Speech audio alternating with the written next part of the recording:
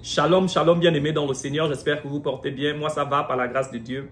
La dernière fois, n'est-ce pas, j'ai vu un musulman en train de prier dans mon lieu de travail. C'est-à-dire, il était dans un endroit propre, tranquille, sur le côté. Mais c'était un endroit où nous tous on passe, donc on peut voir clairement comme il est en train de prier. Et je suppose que c'était son heure de prière. Et j'ai regardé, j'ai admiré. Mais il y a une pensée qui est montée en moi. Je me suis dit, combien de chrétiens peuvent encore faire ça? C'est-à-dire, si c'est ton heure de prier, tu laisses d'abord ce que tu es en train de faire pour aller respecter ton rendez-vous avec ton Dieu. Et ensuite, j'en ai parlé avec certains frères et certaines sœurs dans la foi. Mais il y a une réponse qui venait toujours. Est-ce que c'est ça le plus important? Est-ce que prier 3 fois, 2 fois par jour, c'est ça le plus important? Eux, ils le font d'une manière religieuse. Eux, ils prient le faux Dieu. Le plus important, c'est d'avoir la foi. Et je me suis rendu compte de quelque chose. Le chrétien aujourd'hui est devenu tellement passif, mais il est aussi rempli d'excuses. Qu'est-ce que j'ai envie de dire?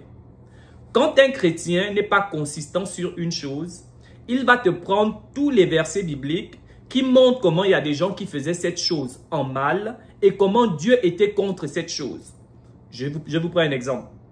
Ils vont vous prendre l'exemple des pharisiens en disant, regarde comment les pharisiens priaient 3 fois par jour. Est-ce que c'est ça le plus important? Mais ça, c'est les pharisiens qui priaient mal 3 fois par jour. Mais il y a aussi une bonne manière de prier 3 fois par jour que le Seigneur agrée.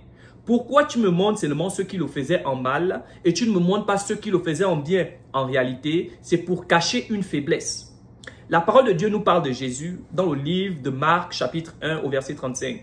On nous dit, comme à sa coutume, il se levait très tôt chaque matin pour aller prier. C'était aussi d'une manière religieuse? Jésus-Christ priait d'une manière religieuse? La parole de Dieu nous parle de Daniel. Dans Daniel chapitre 6 au verset 10, on nous dit que Daniel priait 3 fois par jour. C'était aussi d'une manière religieuse? En réalité, le chrétien est rempli tellement d'excuses. Et ici, je ne dis pas que prier 3 fois par jour, tout le monde doit le faire. Mais le chrétien aime se cacher dans sa faiblesse pour faire en sorte que tout le monde adhère à cela. Je prends un autre exemple. Il y a beaucoup de chrétiens qui sont faibles en ce qui concerne le jeûne. Qu'est-ce qu'il va faire? Il va prendre tous les versets bibliques qui montrent comment les gens étaient en train de jeûner en mal et comment Dieu était en train de les réprimander que je ne suis pas dans votre jeûne. Dieu les réprimandait parce que ces personnes jeûnaient mal. Dieu n'est pas contre le jeûne, mais il est contre mal jeûner. Ils vont prendre le verset dans Ésaïe 58 qui nous montre comment les enfants d'Israël étaient en train de mal jeûner. Mais sauf que quand tu continues à lire à partir du verset 6, Dieu va dire ensuite, voici le genre de jeûne que j'agrée. Donc en réalité, premièrement, il montre d'abord le mauvais jeûne, comment les gens ne jeûnaient pas bien. Mais ensuite, il revient en disant, voici le genre de jeûne que j'agrée. Donc en réalité, il y a une bonne manière de jeûner, mais il y a aussi une mauvaise manière de jeûner. Mais les chrétiens qui sont faibles, ils vont te prendre ce genre de verset, ils vont te dire, regarde, même les pharisiens, ils priaient 3 fois, ils jeûnaient tout le temps. Est-ce que c'est ça le plus important? Non, ce n'est pas ça le plus important, mais il y a une bonne manière de jeûner qui fait en sorte que tu sois écouté par le ciel. Donc le chrétien est rempli d'excuses aujourd'hui. L'apôtre par excellence, Paul, que tout le monde dit l'apôtre par excellence de la grâce, il dit, j'ai fait des jeûnes multipliés, c'est-à-dire il a tellement jeûné qu'il ne pouvait plus compter. Jésus-Christ, c'est-à-dire la chair, la parole faite chair, il a jeûné et il a même enseigné sur le jeûne. La parole de Dieu nous dit dans Matthieu 6, il dit, quand tu pries, pas si, quand tu jeûnes, rentre dans ta chambre. Quand tu jeûnes, ne te fais pas voir. Donc ça, c'est la bonne manière de jeûner. La bonne manière de jeûner, c'est que tu dois le faire pour Dieu, pas pour les hommes. Et c'est ça la différence. Les pharisiens le faisaient pour les hommes, mais il y a une bonne manière de jeûner pour Dieu qui fait en sorte que tu sois écouté. La parole de Dieu nous parle dans Esther chapitre 4 au verset 16. On nous dit que Esther a publié un jeûne. Et parce qu'ils sont rentrés dans le jeûne, ils ont eu la faveur de Dieu. Alléluia. Moïse a jeûné 40 jours pour recevoir, c'est même pas 40, 80 jours pour recevoir les 10 commandements. Alléluia. Donc, il y a une bonne manière de jeûner qui fait en sorte que tu sois écouté par le ciel. La parole de Dieu nous parle de Ninive. Ninive a jeûné et toute la ville a été convertie à cause du jeûne. Et en réalité, pas réellement à cause du jeûne, mais parce qu'ils ont appliqué le bon jeûne. La réponse n'est pas dans le jeûne ni la prière. La réponse est dans la foi. Je le reconnais. Mais il ne faut pas appliquer la passivité que tu as sur les autres. Si tu n'es pas consistant dans la prière, ne dis pas la prière, prier tous les jours n'est pas important. Oui, c'est important. La parole de Dieu nous dit dans 1 Thessaloniciens 5 au verset 17, priez sans cesse. Donc en réalité, Dieu veut qu'on prie sans cesse. Aujourd'hui, un chrétien qui ne peut pas vivre dans le sacrifice pour Dieu, qu'est-ce qu'il va faire? Il va prendre 1 Samuel 15 à partir du verset 22 qui dit « L'obéissance vaut mieux que le sacrifice. » Alléluia. Et il va te prendre tous les versets bibliques qui montrent comment les gens étaient en train de faire le mauvais sacrifice et comment Dieu était en train de les rejeter et dire que je ne suis pas dans vos sacrifices. Mais il ne va pas te prendre des personnes qui faisaient des bons sacrifices et comment Dieu a agréé leurs sacrifices et a produit quelque chose de bon. La parole de Dieu nous parle dans Matthieu 19 à partir du verset 16 jusqu'à 26. On nous parle de l'histoire du riche. C'est qui le riche? Le riche, le jeune riche qui est parti voir Jésus. Et il pose la question à Jésus. Qu'est-ce que je dois faire pour aller au ciel? Je vais paraphraser. Il dit, c'est quoi le minimum pour aller au ciel? Qu'est-ce que je dois faire au minimum pour aller au ciel?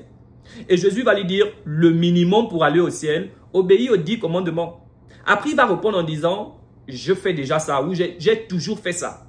Après, j'aime la réponse de Christ. Christ va lui dire, si tu veux être parfait. Donc, en réalité, si tu veux te surpasser, si tu veux faire le maximum, vends tout ce que tu as et suis-moi. Et là, en réalité, je vais faire une figure de style.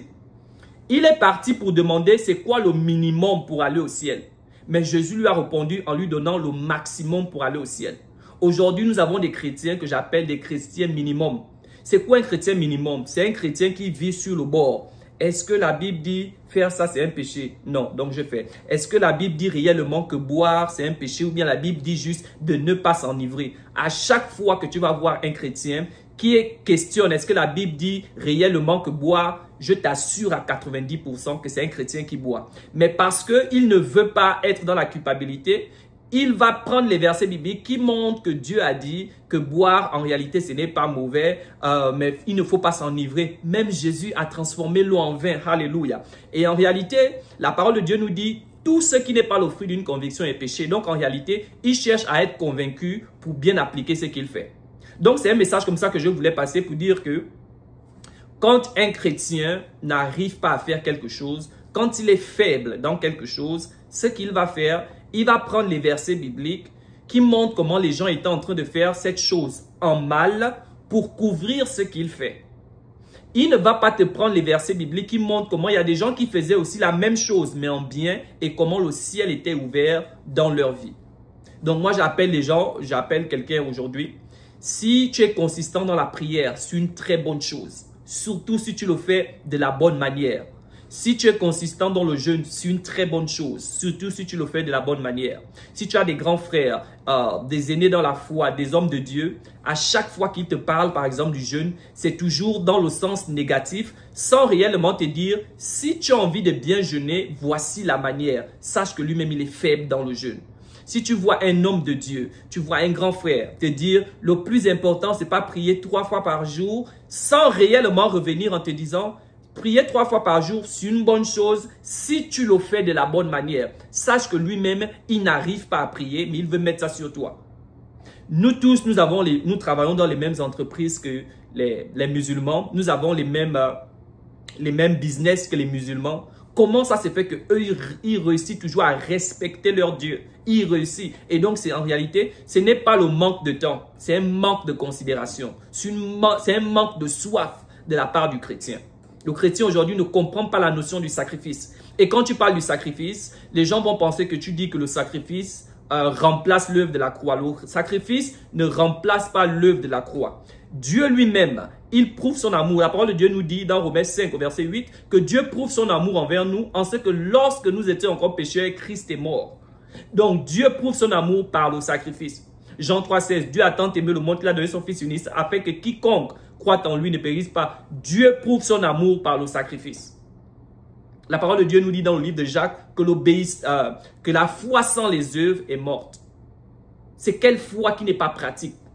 C'est une foi qui est seulement à l'intérieur. Ce n'est pas une vraie foi. Le chrétien est devenu tellement passif aujourd'hui parce qu'il est attaché au bien de ce monde. Alléluia. Donc, je vais m'arrêter là aujourd'hui pour dire qu'il faut pratiquer la foi. Il faut être des personnes déterminées à servir Dieu de tout leur cœur. Quand tu dis à un chrétien, il faut te donner à fond, il faut pratiquer. Même Paul dit, je traite durement mon corps, l'apôtre par excellence. Et il y a des gens, quand tu vas prendre ce genre de verset, ils vont dire c'est une figure de style. Mais quand c'est un verset qui montre qu'il suffit de croire, c'est ce qu'ils acceptent. Ce sont des chrétiens, quand tu montres Matthieu 7,7 qui dit « Demandez, on vous donnera », ils sont contents, c'est ce qu'ils aiment. Mais quand tu les amènes dans 2 Thessaloniciens 3 qui nous dit que celui qui ne travaille pas ne mange pas, ils vont te dire que c'est une figure de style. Comment ça se fait qu'à chaque fois qu'on t'amène à te surpasser, c'est toujours une figure de style, mais là où on t'amène dans la passivité, ce sont les bons versets. Tu as un problème au niveau de ta foi. Tu es attaché aux choses de ce monde sans que tu le saches. Que Dieu vous bénisse.